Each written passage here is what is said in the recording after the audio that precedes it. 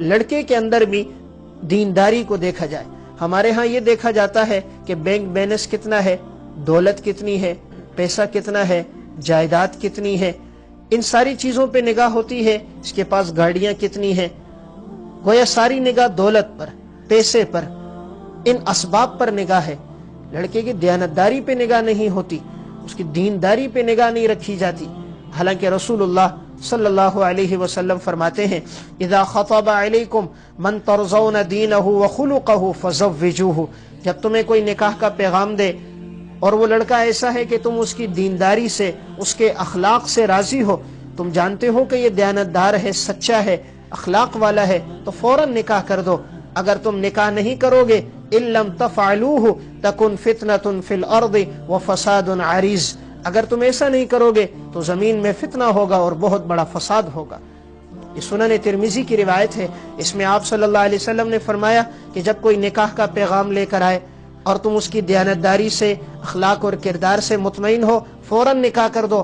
تاخیر کرو گے تو معاشرے میں فساد پھیلے گا۔ آج وہی ہو رہا ہے۔ جب سے ہم نے حضور کے ان ارشادات پہ عمل کو چھوڑا، ظاہری اسباب پہ نگاہ رکھنا شروع کر دی، تو آج اسی لیے معاشرے میں فساد پھیلتا جا رہا ہے، معاشرے میں بے حیائی بڑھتی جا رہی ہے، عریانی اور فحاشی عام ہوتی جا رہی ہے۔ تو لڑکے کے اندر بھی دینداری کو سامنے رکھا جائے، مال اور دولت پہ نگاہ نہ ہو۔ حضرت سعید ابن مسیب رحمہ اللہ رئیس التابعین کہلاتے ہیں۔ انہوں نے اپنی بیٹی کا جو نکاح کروایا تھا وہ عبداللہ بن ابی وداع رحمہ اللہ سے، یہ ان کے شاگرد تھے اور مدینہ میں ان سے زیادہ غریب کوئی نہیں تھا۔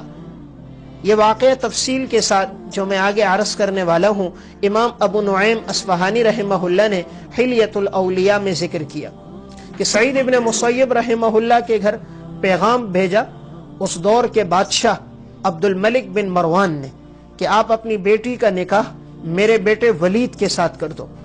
یہ ولید ولی عہد تھے، یعنی بادشاہ کے مرنے کے بعد انہوں نے بادشاہ بننا تھا، تو وقت کا بادشاہ نکاح کا پیغام بھیج رہا ہے کہ اپنی بیٹی کا نکاح میرے بیٹے ولید کے ساتھ کر دو۔ سعید ابن مسیب نے اپنی بیٹی کا نکاح بادشاہ کے بیٹے کے ساتھ نہیں کیا۔ عبد الملک کو اس پہ بڑا غصہ آیا، حضرت سعید کو بلا کر کوڑے بھی لگوائے اور ٹھنڈے موسم کے اندر ٹھنڈے پانی کے مٹکے لیے اور ان پر پانی بھی ڈالا گیا، لیکن حضرت سعید بن مسیب نے اپنی بیٹی کا رشتہ ان سے نہیں کروایا۔ آج کے دور کا کوئی مسلمان ہوتا اور اسے یہ کہا جاتا کہ وزیر اعظم رشتہ مانگنے آیا ہے اپنے بیٹے کے لیے، آپ اپنی بیٹی کا کروا دو، تو بہت خوش ہو جاتا، میسج چل جاتا، سینکڑوں آدمیوں کو بتلاتا وزیر اعظم نے اپنے بیٹے کے لیے میری بیٹی کا رشتہ مانگا ہے۔ لیکن دیکھیے اس دور کا وزیر اعظم تین بر اعظم کا وزیر اعظم تھا اور رشتہ بھی اس کے لیے مانگ رہا تھا کہ یقیناً جس نے بادشاہ بننا تھا بادشاہ کے مرنے کے بعد، لیکن حضرت سعید نے اپنی بیٹی کا رشتہ اسے نہ دیا۔ کس کو دیا؟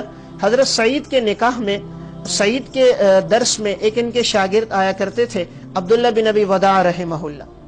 ایک دفعہ انہوں نے دیکھا وہ درس میں نہیں آئے، دوسرے دن پھر درس میں نہیں آئے، تو جب کوئی شاگرد استاد کا سبق غور سے سنے، متوجہ رہے، استاد کی باتوں کو لکھتا رہے، استاد سے قلبی محبت ہو تو اساتذہ کی توجہ بھی ان کی طرف ہوا کرتی ہے۔ تو انہوں نے جب 2 دن اسے درس میں نہ دیکھا تو اپنے شاگردوں سے پوچھا، میں نے اپنے شاگرد عبداللہ بن ابی وداع کو نہیں دیکھا، 2 دن ہو گئے، آخر وہ کیوں درس میں نہیں آئے؟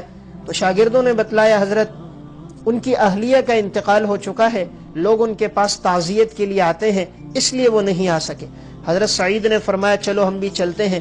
درس کے بعد ان کے پاس گئے، اپنے شاگرد کے پاس تعزیت کی اور پھر ان سے تنہائی میں کہا کیا ارادہ ہے تمہارا نکاح کرنے کا؟ انہوں نے فرمایا حضرت ارادہ تو ہے، لیکن مدینہ میں مجھ سے زیادہ غریب کوئی نہیں ہے، یہ بڑی مشکل سے ایک رشتہ ہوا تھا، اب مجھے بھلا کون رشتہ دے گا؟ حضرت سعید نے فرمایا اگر تم راضی ہو تو میں اپنی بیٹی کا نکاح تمہارے ساتھ کراتا ہوں، کہ مدینہ میں جس سے زیادہ غریب اور تنگ دست کوئی نہیں، اور جس کی بیٹی کے لیے ولی عہد کا رشتہ آیا وہاں تو نہ دیا اور ایک غریب طالب علم کو رشتہ دے دیا، کہا میں اپنی بیٹی کا تمہارے ساتھ نکاح کراتا ہوں۔ چنانچہ نکاح ہو گیا۔ نکاح کے بعد جب رات کا وقت ہوا تو حضرت سعید بن مسیب نے اپنی بیٹی کا ہاتھ پکڑا اور خود لے کر آئے ان کے گھر۔ دروازے پر دستک ہوئی، عبداللہ بن ابی وداع نے پوچھا کون؟ فرمایا سعید۔ اب یہ کہتے ہیں میں سوچنے لگا کہ مدینہ میں تو سعید نام کے سعید بن مسیب ہیں، لیکن ہمارے استاد یا تو مسجد یا مسجد سے گھر کسی کے ہاں آتے جاتے نہیں ہیں، اب یہ رات کے وقت کون آیا ہے؟ کہتے ہیں جیسے میں نے دروازہ کھولا کیا دیکھا، میرے استاد محترم سعید ابن مسیب سامنے تھے، تو انہوں نے اپنی بیٹی کا ہاتھ میرے ہاتھ میں دیا، کہا صبح نکاح ہو چکا تھا تو میں نے مناسب نہیں سمجھا کہ تم رات ان کے بغیر گزارو،